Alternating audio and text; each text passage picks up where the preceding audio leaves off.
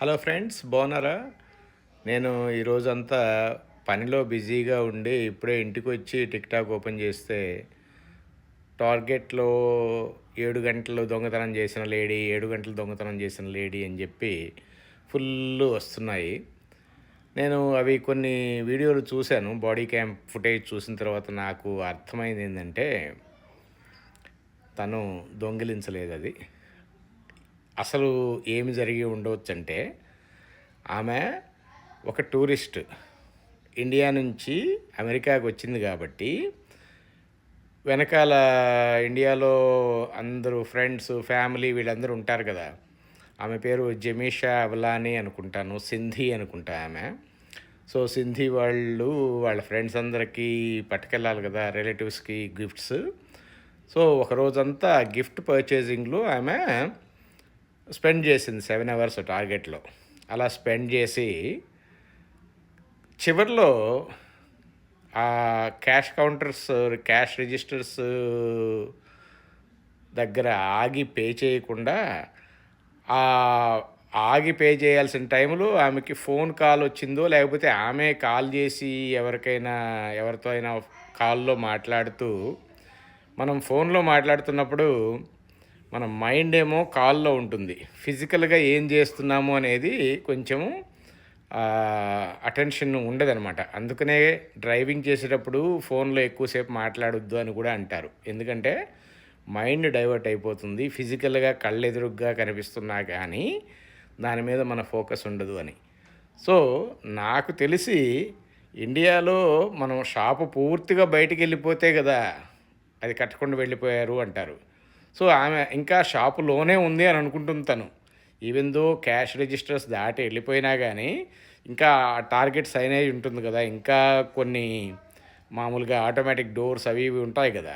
So ఆమె ప్రకారం ఏమనుకుంటుందంటే, నేను ఇంకా షాపు లోపలే ఉన్నాను కదా, అందుకని I did not do anything అని అంటుందన్నమాట.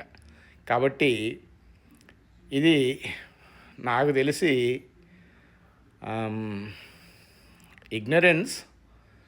Ignorance is of no excuse under the law. కాబట్టి అమెరికా కానీ ఎక్కడికైనా కానీ వేరే దేశం, ఈవెన్ వేరే సిటీకి వెళ్తున్నా, వేరే స్టేట్కి వెళ్తున్నా, ఆ స్టేట్లో లా ఏంటి? ఇప్పుడు అక్కడ స్టేట్ ఆఫ్ ఇలినాయ్లో మినిమం $300 ఉండాలన్నమాట. అది షాప్ లిఫ్టింగ్ కిందకి రావాలి అని అంటే. కాబట్టి ఆ టార్గెట్ వాళ్ళు కూడా 4 గంటలు ఆమెను మానిటర్ చేసి ఆ తర్వాత పోలీసులకు పట్టించారు. ఆమెమో పాపం అందరినీ బ్రతిమలాడుకుంటుంది. నేనేం చేశానని నన్ను పట్టుకుంటున్నారు, నేను డబ్బులు కడతాను కదా, నేనేం చేశానని నన్ను అరెస్ట్ చేస్తున్నారు, ఇవెంత అవమానంగా ఉంటుంది నాకు అని చెప్పి అంటుంటే, అందరూ సోషల్ మీడియాలో అందరూ కూడా ఆమె అసలు అంత దొంగతనం చేసిందా, 7 గంటలు ఎలా దొంగతనం చేసింది, అంతసేపు దొంగతనం చేసి మన బ్రౌన్ కమ్యూనిటీ మొత్తాన్ని, ఇండియన్స్ అందరినీ ఎంబారస్ చేసింది అని చెప్పి ఎంతసేపటికి ఆ సంఘటన వల్ల వాళ్ళకి ఏమవుతుందా అనే ఒక దృక్పథంలోనే చూస్తున్నారే కానీ అసలు ఇంటెంట్ ఏంటి అనేది ఇక్కడ గమనించాలి. ఎప్పుడైనా ఒక కోర్టు కేసు అయినప్పుడు ఆ జడ్జి కానీ జ్యూరీ కానీ ఏం చూస్తారంటే, what was the intent or motive behind this అని.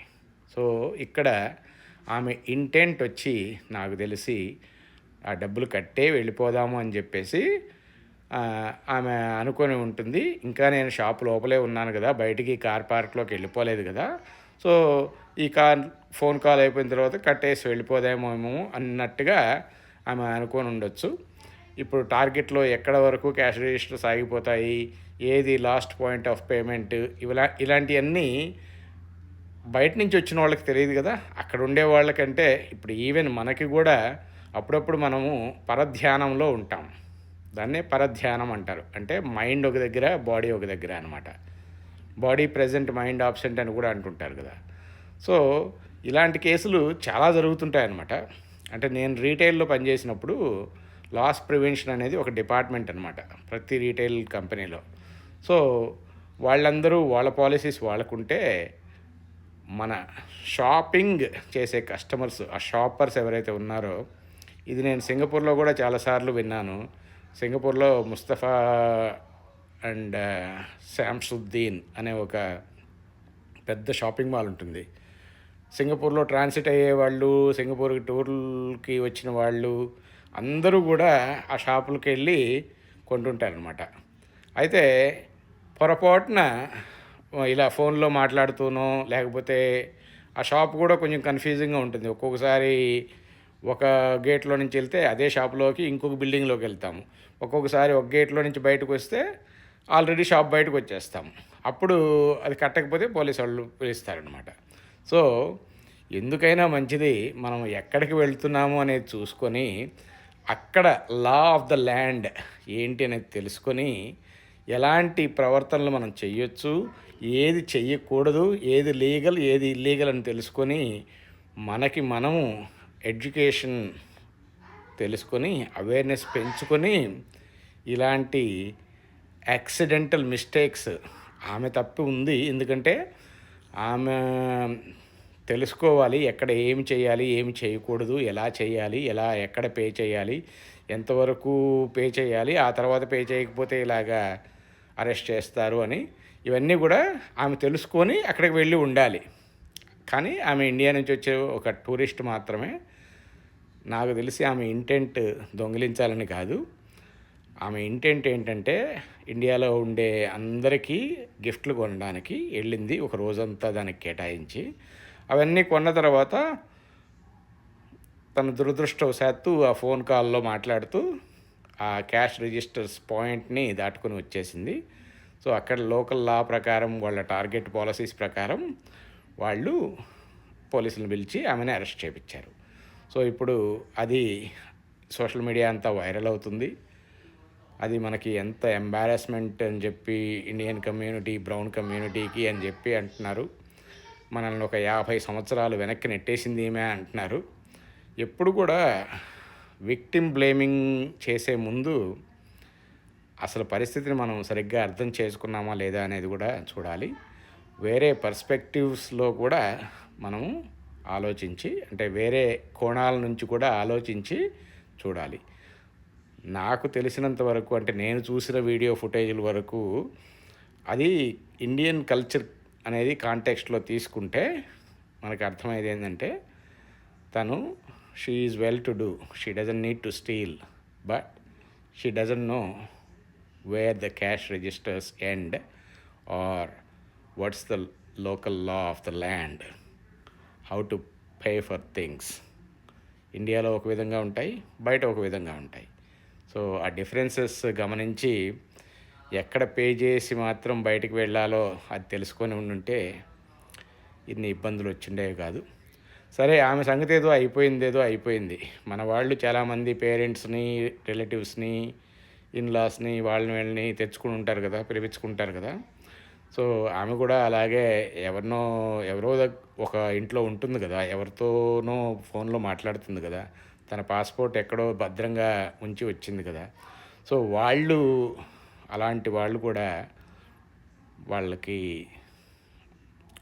వీలైనంత వరకు తోడుగా వెళ్ళాలి. ఎందుకంటే బయట నుంచి వచ్చిన వాళ్ళకి అంత ఫెమిలియారిటీ ఉండకపోవచ్చు లోకల్ ప్రొసీజర్స్ అనేవి.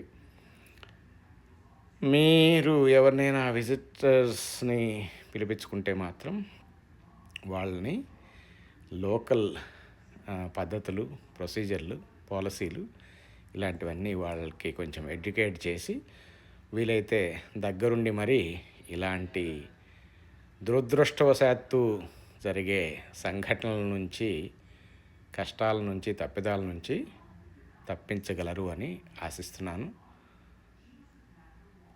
ఆమె ఎవరైతే ఉందో, ఆ జిమేషా ఎవలాని అనే 45 సంవత్సరాల 5 అడుగుల యువతి, ఆమెకి తొందరగా ఈ నైట్మేర్ ఫినిష్ అయిపోయి వాళ్ళ ఫ్యామిలీ మెంబర్స్ తోటి, ఫ్రెండ్స్ తోటి బ్యాక్ హోమ్ ఇండియాకి వచ్చేసి కొంచెం రిలాక్స్ అయ్యి, ఏదో అయిపోయింది, ఇంకొకసారి జీవితంలో యూఎస్ కాదు కదా, బయటికి అడుగు పెట్టను అని చెప్పేసి నిర్ణయం తీసుకొని ఇండియాలోనే లగ్జరీ లైఫ్.